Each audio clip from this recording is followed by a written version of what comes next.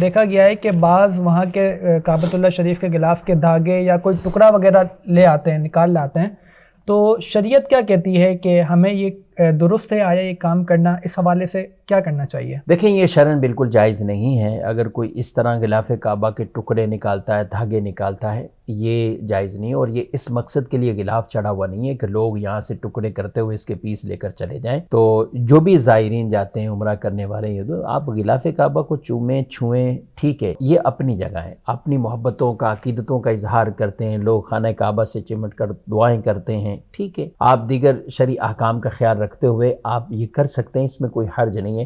لیکن آپ نے وہاں سے غلاف کعبہ کاٹنا شروع کیا، آپ دھاگے آپ اس کے نکالتے ہیں، اس کی شرعاً اجازت نہیں ہے. یہاں تک کہ علماء نے لکھا ہے کہ اگر کوئی اس طرح غلاف کعبہ کا کوئی ٹکڑا کاٹ کے لے کے آئے تو اس کو اولاً تو حکم یہی ہے کہ وہ پھر واپسی لے جائے اور پھر وہیں چھوڑ کر آئے اور لگا کر آئے.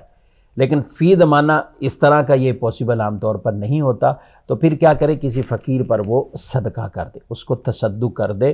لیکن اس طرح بہرحال کرنا نہیں چاہیے، بالکل بھی اس کی شرعی اجازت نہیں.